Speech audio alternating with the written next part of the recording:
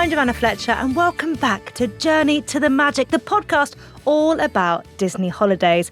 Today on the show, I'm very, very excited to be joined by actress and huge Disney fan. It's Ruth Madeley. I'm so excited to be here. I've literally been bursting at the seams all day.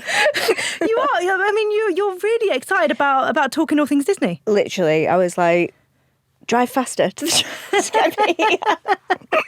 Is it something that you talk about a lot, or are you just really excited to be able to sit down and chat about it in depth? I'm excited to sit and talk about it with people who won't tell me, okay, enough, just stop talking about it. Just someone new to talk about it to. Yeah. How many times have you been? I did Disneyland Paris as a teenager. I was 13. So my whole adult life has been Walt Disney World. No, really? Yeah, completely. Still not been to California or Tokyo or anything like that. So my bucket list is to go to them all. Yeah. How many times do you think you've done it? Probably about 5. Oh, nice. So not like 60 odd, like one of your Jamie, colleagues. I mean, he's the expert, you know. If he went 5, I'd be like, Jamie, come on. But, you know, he's meant to have gone. I think we worked out he spent over a year of his life in Walt Disney World. Oh, that's amazing. Wow. I'd do a year consecutive, definitely. I'd just move in. I would, just for a year. As a wheelchair user, are there other things to consider when you're booking a holiday? We can talk holidays in general, first of all, rather than deep dive into what we're here to talk about. Yeah, I think as a wheelchair user, travel can be really, really complex. Like, even just going on a plane and you have to trust somebody else with your equipment, it's really, really stressful. So when you get to where you're going, you want to know that everything is taken care of, everything's accessible, the hotels are great, and that the people there are going to be really helpful. Yeah. So whenever we've looked at any other holiday, we've kind of not bothered and just gone back to what we love, which is Disney. So, but yeah, travel can be really complex. I've never thought about it in that way before, that your wheelchair, it's for them. It's a special piece of equipment that Absolutely. actually, and they're not cheap. No. So for them to for you to trust someone else to take care of that is a massive, massive thing. And it's a massive thing as well in the news and on social media. You just see horror stories about people's mobility equipment getting lost or broken. And I can never rest until I get to the other end of where I'm going on my holiday and see that my wheelchair is intact and there. Like, my luggage, as stressful as that would be, I can live without that. You can get a new dress exactly. or everything else, yeah. Or however many years I would need. But if my chair's broken, that's my holiday done. There is no holiday without it. Yeah. So yeah, it can be incredibly stressful. What sort of things do you need to look out for when you are planning a holiday? So obviously accessible hotels, they're the biggest thing. But also that your amenities are nearby, like good restaurants and things. Even daft things like, is it really hilly? Is it cobbly? It's like when we were looking at going in Italy one time, everyone said, don't go to Rome. Just like really, really inaccessible. So it can be really stressful. You're never just looking at the hotel, you're looking at Exactly, it's everywhere everything around it. Yeah. So proper research. So no wonder you keep going back to Walt Disney World. It's somewhere you know works. It's one of the very many reasons we keep going back. Where did you go to on your last holiday? Walt Disney World. Oh, okay. Oh, and we haven't paid you to say that. No, genuinely, we were there in September. Oh, amazing. Well, what do you look for in your perfect holiday? You know something? Of all the times we've been away, I actually think the last one we went on in September was our favourite. Oh, really? And I think because we'd not been since pre-COVID. And did you find it emotional? I could not stop crying. Joe, my boyfriend, he was sick to death of me. Like, I cried as soon as I walked into Magic Kingdom. One of the best things was 2 of our best friends were there at the same time.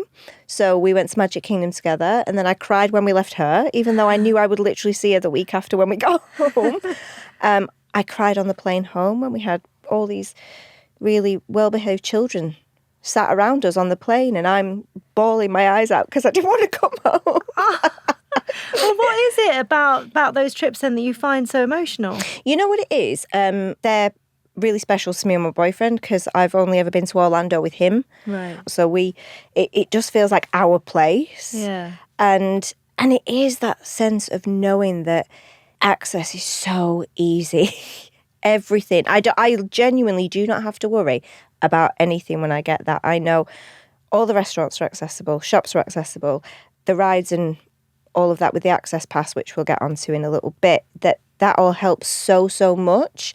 And it just feels like you don't have to second guess any of that, which as a disabled person, and especially as a wheelchair user with a physical disability, I never get that privilege of never having to think about it. I guess that's the thing, isn't it? Day to day, you do have to continuously be assessing where you can go, how you can do things if you're out and about. Whereas it must just be so freeing for your mind to go, I'm going to go here and everything is accessible to me. I know that literally I don't have to think about anything for 2 weeks or however long I'm there, other than how many calories I'm consuming before 10 o'clock in the morning. The Disney calories are special. They don't count. No. If anything, they run in the negative. I know Joe always has me in stitches because he loses weight when we go on holiday from walking around, and I'm sat in my chair and I'm just like, pass me another churro. Everyone else looking at their step count. And I'm like, there going, I don't care. I don't care. Well done to you, but pass me a churro. Are there challenges that you think still need to be addressed? This is something I was thinking about earlier when I knew I was coming to talk to you, was I actually find it really hard to think what they could do better. And I have never said that about anything in my life. It is just the one place where I know I don't have to think about anything. Even the toilets, actually. Yes. Even something like they have the accessible bathrooms where that are big enough if you have a particularly big chair and if you need someone to go in with you, so they're separate. But they also have the cubicles in the toilets with everybody else that are bigger than a regular stall, but there's just options for everyone. How does it make you feel knowing that there's a team that have worked to make sure that your holiday and your trip there runs in the best way possible? It's so refreshing because it's on one hand it makes me feel so excited to go, which is why we keep going back, but also it makes me kind of like mad that other places don't do it. It's like it's possible. See what happens when you think about it from inception. Like everything is designed with it in mind. Nothing's like a stuck on afterthought. And it is worth me saying that I can only speak about my disability physical. I don't have any sensory issues. I'm neurotypical, so I can only speak about my experiences with a physical disability. So from a physical point of view and my personal needs, I can't think of anything, and there should be something, but because I'm so used to everyday life, thinking of something that can be improved, and it's a very weird and kind of unsettling feeling when you can't think of anything because it feels so nice and you're like, well, this feels weird. I love that. Can you remember your first holiday? Do you have a first holiday memory? I mean, we grew up going to Wales and stuff. I didn't go abroad until I was like 13. I actually think it was Paris. It was Disneyland Paris. Was my first. Yeah. Yes, it was. When I was 13, it was my first abroad holiday. And then trips before that were to Wales. And then we did Spain. And what was Spain like? Can you remember anything? I mean, we went with a hotel recommendation because my best friend had been, so it wasn't something that we had to look. We didn't go around looking into, and that's always helpful. But yeah, growing up, we were Wales, North Wales, having the best time ever. What sort of thing did you love doing in Wales? We'd stay in a cottage, and there was me and my sister just running around the grounds in the Welsh rain and having the best family time. It was just great. Can you remember your favourite ever trip? It could be just Wales. In general. It could be Wales in the rain. Because I love the image. Yeah, my favourite trip as an adult was definitely the one just passed in September because we hadn't been away, like I said before, since pre-COVID. So it felt like a long time coming. Yeah. And what a privileged thing to say. Oh, I haven't been to Disney before since COVID. My life is awful. But I think as children, yeah, Wales always, because we just had the best family time. So I think as a parent, you wonder how certain holidays are going to pan out and what they're going to be like. Is the rain going to ruin a holiday? But actually, as an adult, when we look back at our childhood memories... The best time. Yeah. And the rain just made it even funnier. Like, guys, this very specific image of when it was absolutely chucking it down, and we were sat in this little cafe and we had hot chocolate with whipped cream and marshmallows on top, and that just sticks out in my mind. It's like, oh my, this is brilliant. I would say maybe you're easy to please. I'm very easy to please, very, very easy. What 5 things do you always travel with and why? Wheelchair, obvious reasons. Can you imagine if I didn't take it one time? So yes, mobility equipment. Oh, I can't live without my skincare stuff. Really? Like Joe is always saying to me, "We'll just buy it when we're over there." I'm like, no, like that's such a lad thing as well. Yeah. I think just buy it when we're over there. I'm like, no, I need my specific. How much skincare are we talking? No, I'm not talking about like this whole like plethora of like, products. Just one tube. Maybe 3. Okay, you've got a routine. Yeah, okay, there's a routine going on. Yeah, you know, got a pretty strict skincare routine. Hair stuff because in humidity. Are you a Monica from Friends person? Times 10, literally. Really? And because I've got a fringe as well, my fringe just gets... I can feel it just curly. And I don't have curly or straight hair. It just goes big and like some people's hair just goes gorgeous and curly when it's humid. Mine just doesn't. I look like a cave woman, literally. So yeah, hair products, skincare, wheelchair, my phone. I would never go on holiday without my phone. Very sensible. Yeah, but also not just because like I want to contact people, but because I want to take photos of everything. Well, I feel like your phone does everything now. Literally everything. I don't think I could go without my phone. I did once actually. Did you? Where did you go? I went to Magaluf with my sister. Without your phone? But she had hers. Right. Okay. So yeah, but I actually found that. Why did you not take your phone? I just thought, well, I'm with my big sister. If anything happens, I'm sure someone will be able to. I just didn't feel like I needed it. Yeah. And it was quite a liberating experience. Now the thought of it would be awful. I just would feel never. A little bit sick. Really sick. And a book. I always have to take a book with me. What kind of book? I love crime thrillers. Really? Yeah, all that psychological stuff. Yeah, so, sat there in the happiest place on earth with my Mickey ears reading some like really psychologically dark novel. But no, I always take a book with me. See, I can't do the dark stuff. I get too scared. I love it. I do love it. Give me a rom-com any day. Yeah, I mean, I love a rom-com, of course. Yeah. Of course. Are you a souvenir person? I don't know. No, for myself or other people. I don't mind. I just want to know what they were. I just can't stop buying things when I'm over there. It's like quite unhealthy. Well, are you a souvenir person in general, though? Are you someone who collects magnets? Is there anything strange that you've got? No. Just pure Disney paraphernalia? I've never done the Disney pin thing before. Oh, did you this time? I'm completely obsessed with it. It's getting slightly out of hand. Yeah. But I don't care. I just seem to collect like Loungefly bags are a thing now. Yes. Disney Funko Pops I've just started my collection of those. Me too. See, anything Disney seems to be what I want to hoard. And why is it? Like, what is it that Disney means to you?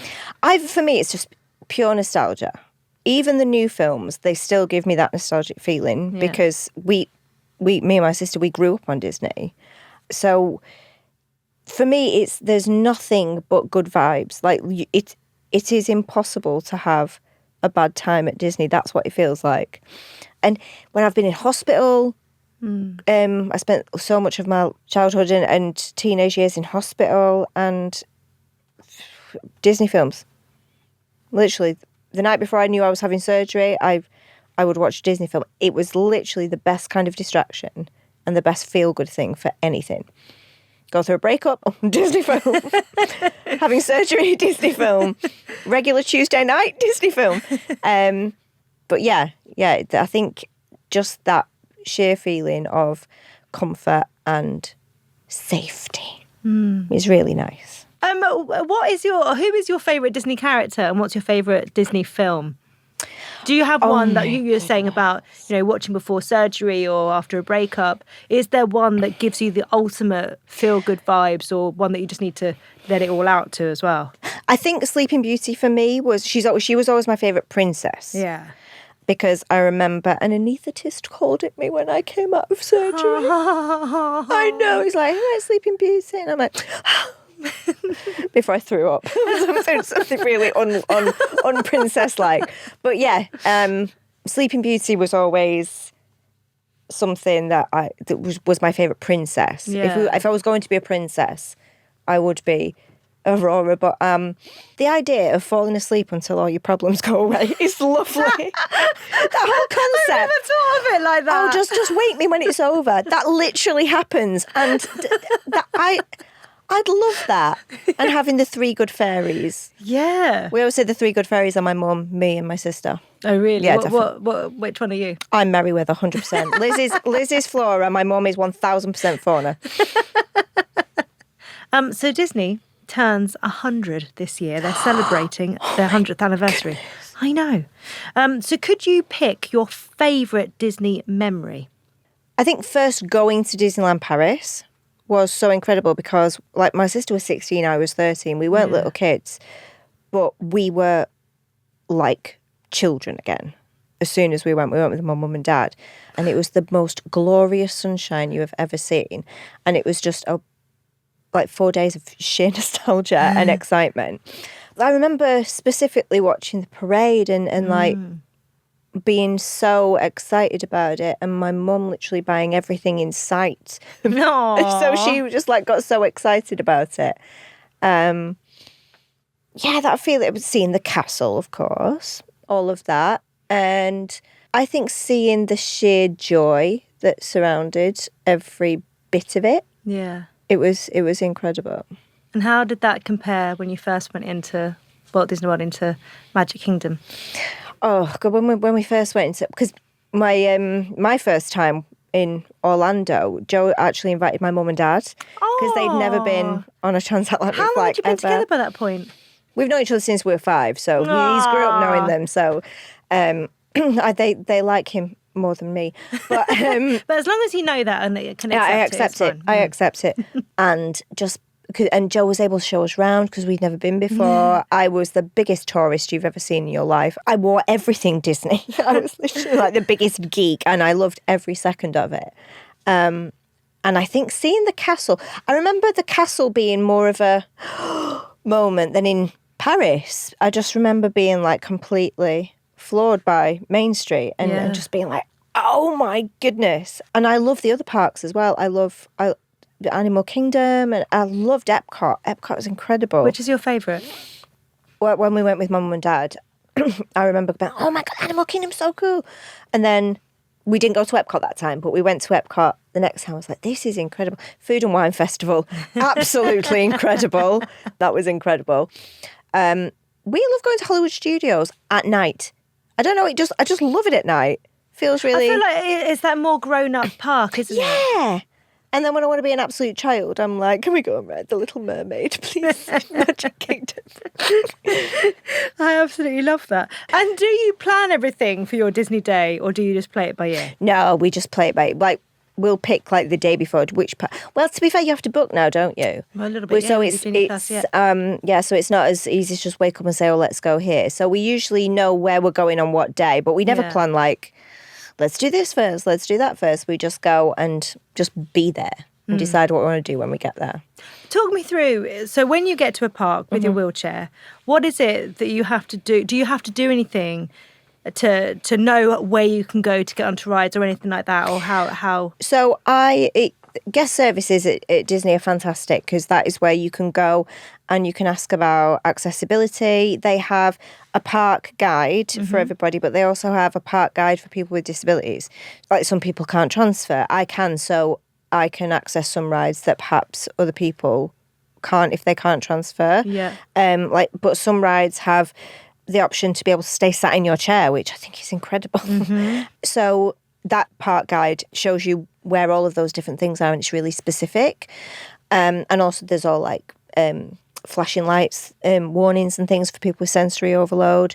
But there's this incredible thing called the Access Pass, the Accessibility Pass, where a lot of people who have varying different disabilities for different reasons, if you've got sensory overload or you need medicine at a specific time that you need to go away and do, or tube feeding, anything like that, you can get an access pass. And if the wait time for the ride is 10 minutes and under, you can go straight in.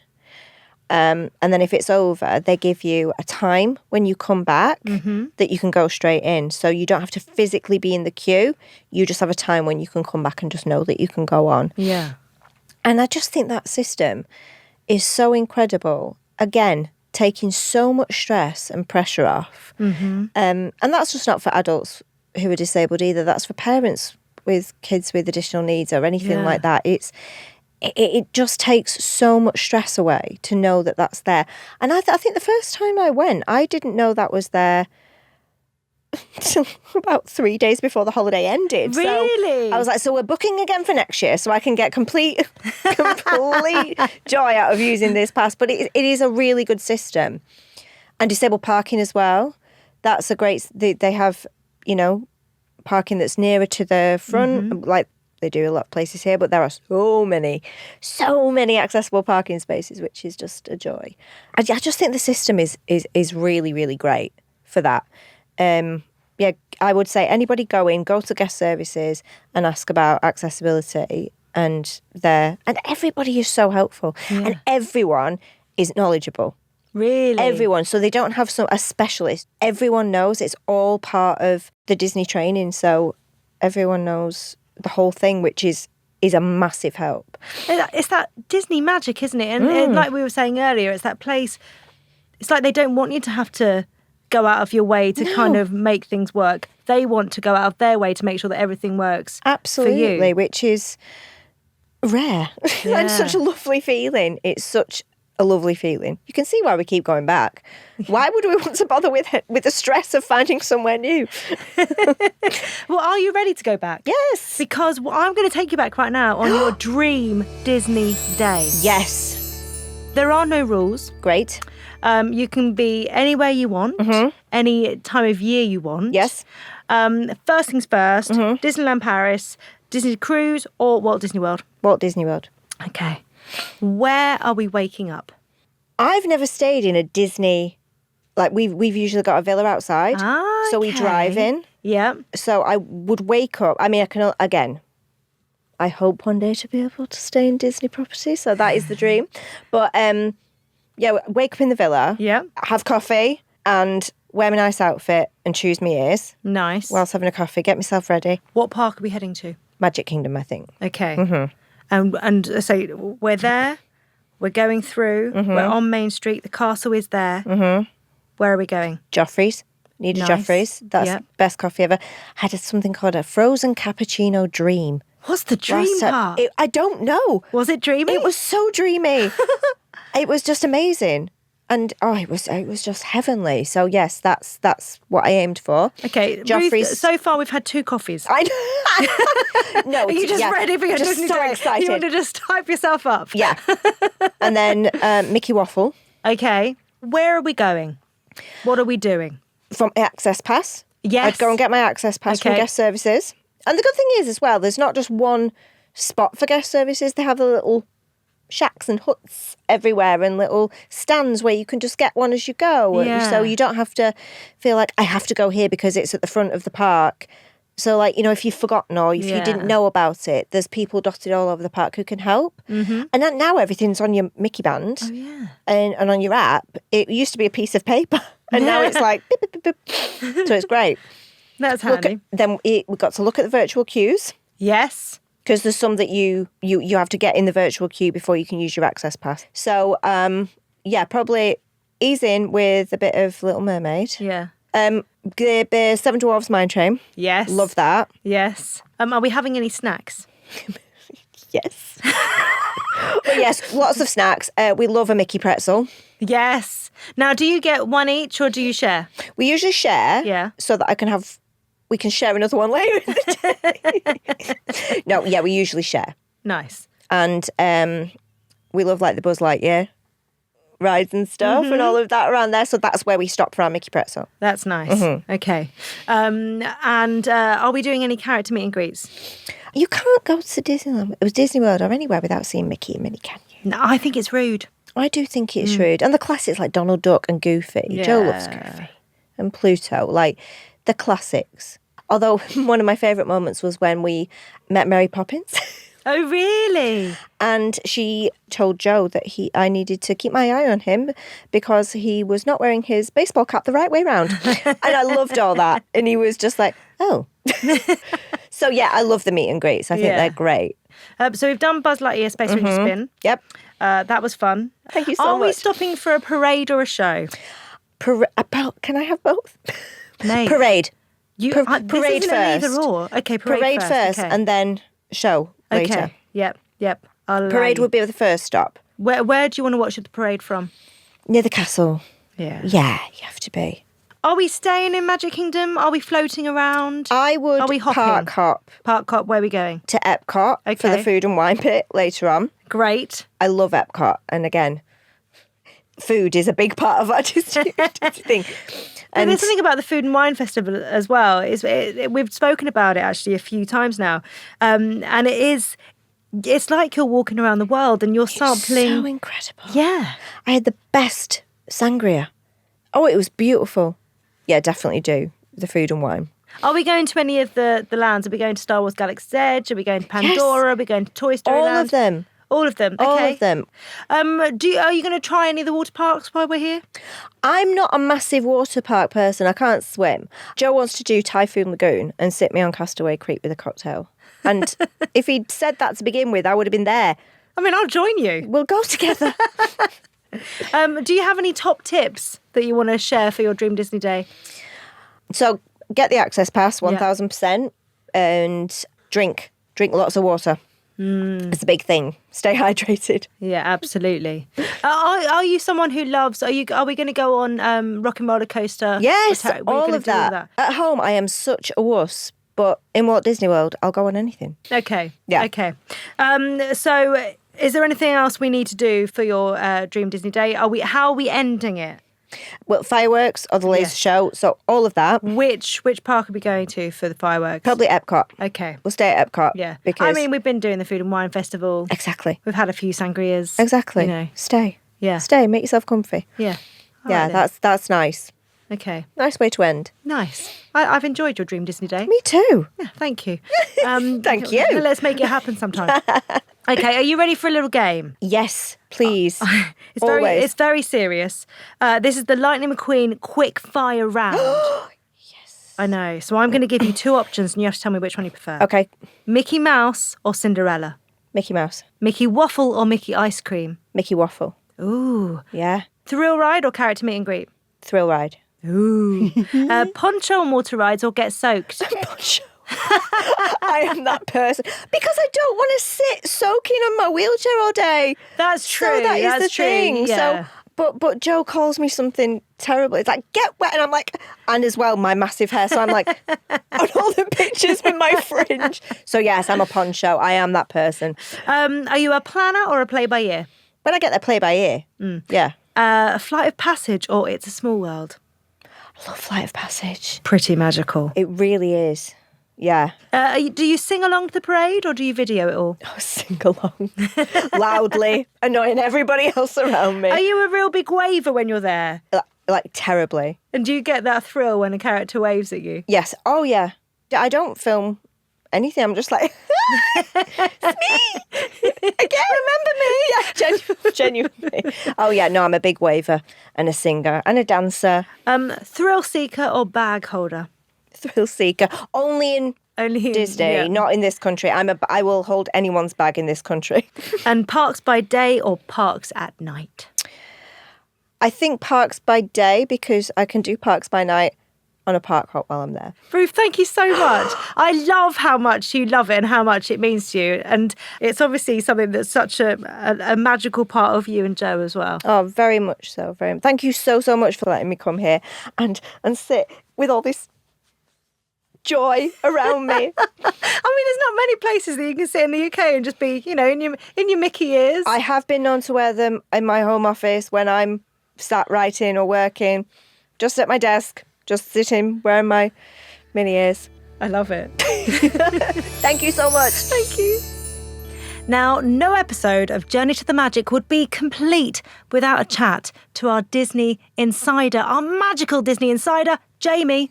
What have you got for us today? Hi, G. How's it going? Good. What have you got? Tell me all the news. Wow. Today we're talking about something that's very close to my heart, Disney Cruise Line. Oh, I've been converted. I know. You sailed on the Disney Wish. It's so magical. It's beautiful. That ship is just so stunning. I had never been on a cruise before. I'd never stood on a ship like that before.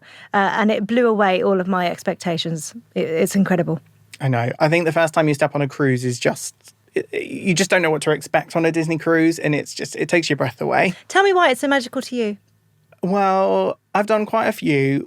My husband and I, we've sailed plenty of times. We've done all of the ships, all of the itineraries, but we did get married on a Disney cruise in Europe back in 2016 on the Disney Magic. Yeah, so it's really that ship in particular, but also just Disney Cruise Line. It's just very special to us. I didn't even know you could get married on one. You can, yeah. It's really cool. You can get married on the ship, and if you're in the Bahamas and the Caribbean, you can get married on Castaway Cay. Oh my gosh! Yeah. We never did we did the whole renew our vows at 10 years thing. We never did it. Maybe this is the reason why. Well, maybe your next vow renewal should be in Disney. Maybe I was meant to not do it so that I had this chat with you and then change my plans. You do. And did you know, I actually just did a vow renewal in Disney World. I officiated my friend's vow renewal in Animal Kingdom in October. Is this you telling me that you're free and available and can serve? I'm free and taking bookings. I love it. So tell me more about the cruise. So you always ask your podcast guests if they've ever considered a Disney cruise before, and often the resounding answer is yes. And we have so much cruise news that I'm excited to share with you. Starting with the Disney Dream coming to Europe and UK waters for the first time ever in 2023. Now, I know Elke talked about this in the last series, but the Dream class ships have so much innovative storytelling. It's absolutely amazing.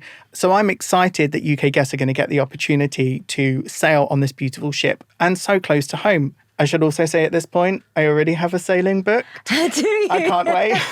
What itinerary have you booked? I have booked a 9-night Mediterranean and Greek Isles cruise. So it sails from Barcelona and ends in Rome. Amazing. What I've actually realised I fully love, and I now chat cruises to my dad, is the idea of you dock at one place, then you can explore. It's a way of seeing so many different places, but with the luxury of being on board this amazing ship. It blows my mind that this is a new way to me to travel and to see so many different places in one trip. Yeah, that is exactly the beauty of cruising and part of the reason why I love it, because you can step on at one destination and the following day you wake up in another and you can go and see the Colosseum in Rome, or you can go and see the Leaning Tower of Pisa, or you can go and see the beautiful island of Santorini. There's just so much, and you don't have to do any of the transporting because the ship will do that for you, all while you're having a nice cocktail and a beautiful dinner. So very convenient. I love that so much. That day on the Wish when we woke up in the Bahamas was just such a beautiful morning. So this summer, the Disney Dream will sail from Barcelona and Rome to ports of call throughout the Mediterranean on a range of 4 to 11-night sailings, as well as sailing directly from Southampton. That's very convenient. Very convenient. It's not that far away. No. And those sailings will be going to ports of call including Spain and France, the British Isles, Norway and Iceland. Incredible. There are a couple of sailings in particular that I should draw your attention to. Okay. We actually have 2 4-night sailings that are sailing from Southampton this summer and are perfect for people that haven't sailed before on Disney Cruise Line, or even just sailed. Yeah. They're the perfect taster for those who want to give it a try. So they're 4-night sailings. They will go to Spain and France, and it's from Southampton. I mean, how much more convenient could it be? Yeah, absolutely. Yeah. It's a nice little taster, isn't it? It is. It's a taster, but also 4 days feels like a solid holiday at the same time when you're immersed into a world like that. Yeah, I think 4 nights is a good amount of time to see whether you like it or not. Yeah. I mean, I'll be honest, it's not really a case of whether you like it or not. It's how much you're going to love it. How quickly you can book your next cruise. Is that what it is? Yeah. My first cruise was 3 nights and it was not enough. But yeah, I think 4 nights is the perfect amount of time for someone who is a little bit nervous about sailing or giving Disney a try, because it allows you to experience the dining, the entertainment, the ship, and come off and really understand what it's all about and whether you're going to book another one or not. And I heard Disney Cruise Line is celebrating a special anniversary. It is. Disney Cruise Line is turning 25 this summer. So many anniversaries going on. I know. It's a big time for Disney anniversaries, isn't it? I know. Yeah. We've got the 25th, the 30th, the 50th. But to celebrate the 25th anniversary of Disney Cruise Line this summer, there is going to be new entertainment offerings and family activities right through to inspired menus and a themed merchandise collection. I mean, you had me at new entertainment. Tell me more. Well, there's going to be so much going on across all 5 ships from May until September of 2023. And I can confirm there is going to be a new fireworks display on select Silver Anniversary at Sea itineraries. Now, for those who don't know, in 1998, Disney Cruise Line made history as the first ever cruise line to produce a fireworks show at sea.